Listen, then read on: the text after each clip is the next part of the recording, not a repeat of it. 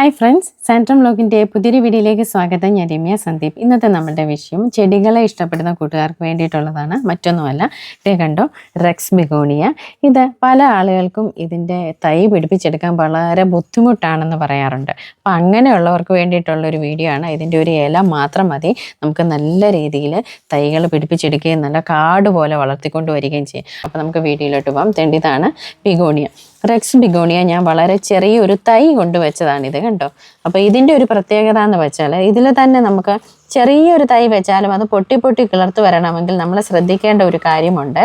ഇത് ഒരുപാട് താഴ്ത്തി നടരുത്. കുറച്ച് വേരുഭാഗം മാത്രം ജസ്റ്റ് ഒന്ന് താഴുന്ന രീതിയിൽ നട്ടിട്ട് ഇതുപോലെ തണ്ടുകളൊക്കെ ഇങ്ങനെ കുറേ അധികം പുറത്തോട്ട് നിന്നെങ്കിൽ മാത്രമേ വീണ്ടും വീണ്ടും ഇത് പൊട്ടിക്കിളത്ത് ചട്ടി നിറച്ചാകത്തുള്ളൂ.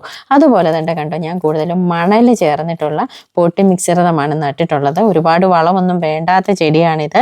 നല്ല നീർവാർച്ചയുള്ള പോട്ടി മിക്സ് ആയിരിക്കണം നമ്മൾ തിരഞ്ഞെടുക്കേണ്ടത്. പിന്നെ രാവിലത്തെ കുറച്ച് സൂര്യപ്രകാശം മാത്രം കിട്ടുന്ന സ്ഥലത്ത് വേണം നമ്മളിത് നട്ടുവെക്കാനായിട്ട്. ഒത്തിരി സൂര്യപ്രകാശം കിട്ടുവാണെങ്കിൽ ഇതിൻ്റെ ഇലയെല്ലാം പെട്ടെന്ന് കരിഞ്ഞു പോകും. ഇവിടെ പെയിൻറ്റിങ് ആയതുകൊണ്ട് ഞാൻ ജസ്റ്റ് ഇതിനെ ഒന്ന് മാറ്റി വെച്ചിരിക്കുക. അതുകൊണ്ടാണ് ഇതിൻ്റെ ഇലയൊക്കെ വേണ്ട മഴവെള്ളമൊക്കെ വീണ് ജസ്റ്റ് ഒന്ന് കീറിപ്പോയതുപോലെയൊക്കെ ഉള്ളത്. ആ സമയത്താണ് ഒരു ഇല തലയിലേക്ക് ഇടുന്നത്. ഞാൻ ഇതിനെ ഒന്ന് പ്രൊപ്പഗേറ്റ് ചെയ്യാമെന്ന് വിചാരിച്ചത്. അങ്ങനെ ചെയ്തിട്ടുള്ളതിൻ്റെ റിസൾട്ടാണ് ഇതേ കണ്ടോ. ഞാനിത് ഒത്തിരി ഫ്രഷ് ആയിട്ടുള്ള ഇലയൊന്നും അല്ല, കുറച്ച് ചീത്തയായിട്ടുള്ള ഏറ്റവും താഴെ നിന്നുള്ള ഒരു ഇലയായിരുന്നു ഞാനിവിടെ നട്ടു കൊടുത്തിട്ടുണ്ടായിരുന്നത്. അതിനകത്തുനിന്ന് ഇപ്പോൾ തൈകളൊക്കെ വരുന്നത് കണ്ടോ. നിറച്ചിനി ഇത് ബുഷിയായിട്ട് അങ്ങ് വരും. ഒരു ഇലയോ രണ്ടിലയോ അല്ല വരുന്നത്, ഇതിനകത്തുനിന്ന് ബുഷിയായിട്ട് ഒരുപാട് പ്ലാന്റ് നമുക്ക് കിട്ടും. അപ്പോൾ ഇതെങ്ങനെയാണ് ചെയ്യുന്നതെന്ന് കാണിക്കാം. ഇപ്പോൾ റെക്സ് ബിഗോണിയെ പറ്റി അറിയാത്തവർക്ക് വേണ്ടിയിട്ട് പറയാം. ഇത് പല നിറത്തോട് കൂടിയിട്ടുള്ള ഒരു പ്ലാന്റാണ്. വളരെ സെൻസിറ്റീവായിട്ടുള്ള ഒരു പ്ലാന്റാണ്. ഇതിൽ പിങ്കും വൈറ്റും ഗ്രീനും ഡാർക്ക് ഗ്രീനും അങ്ങനെ പല നിറം കൂടെ ഇങ്ങനെ വരുന്ന നല്ല ഭംഗിയുള്ള ഒരു ചെടിയാണ്. ഇതിന് ഇതുപോലെ പൂക്കളും വരും. കണ്ടോ, ഇതിന് വിരിഞ്ഞ് നല്ല രീതിയിൽ പൂക്കളുമാകും. മിതമായിട്ടുള്ള വെള്ളം മാത്രം മതി. വളരെ കുറച്ച് ജസ്റ്റ് ഒരു ഈർപ്പം നിലനിന്നാൽ മാത്രം മതി. അല്ലാതെ ഒത്തിരി വെള്ളത്തിൻ്റെ ആവശ്യമില്ല. ഒരുപാട് വെള്ളം ഒഴിക്കുകയാണെന്നുണ്ടെങ്കിൽ ഇത് ചീഞ്ഞു പോകാനുള്ള സാധ്യത വളരെയധികം കൂടുതലാണ്. അഥവാ വെള്ളം കൂടുതൽ വീണാലും അത് പെട്ടെന്ന് തന്നെ വാർന്നു പോകണം. കെട്ടി നിൽക്കാൻ അനുവദിക്കരുത്. ഞാൻ ഇതൊന്ന് ഇളക്കിയെടുത്ത് നിങ്ങളെ കാണിച്ചു തരാം.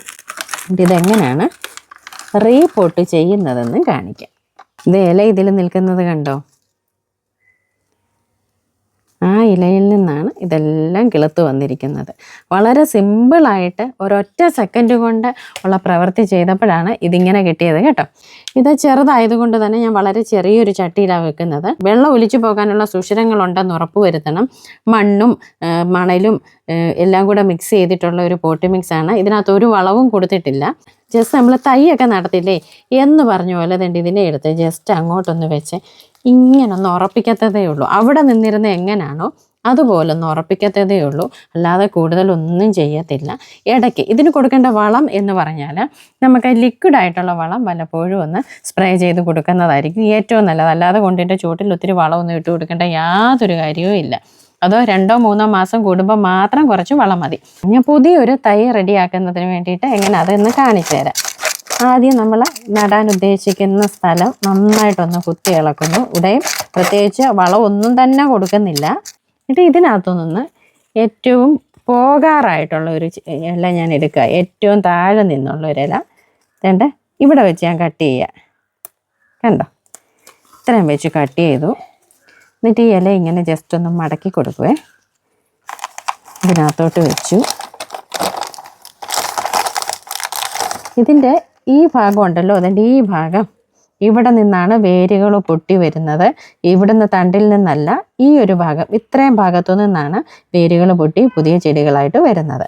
അപ്പോൾ അത്രയും ഭാഗം മണ്ണിൽ ഉറച്ചു നിൽക്കുന്ന രീതിയിൽ നന്നായിട്ട് പ്രസ് ചെയ്ത് കൊടുക്കണം കേട്ടോ. അതിനുശേഷം തൈകൾ ഉണ്ടാകുന്നതിനനുസരിച്ച് ഈ ഇലയും അങ്ങ് അഴുക്കായി പോകും. പുതിയ തൈകൾ നല്ല രീതിയിൽ തന്നെ വരികയും ചെയ്യും.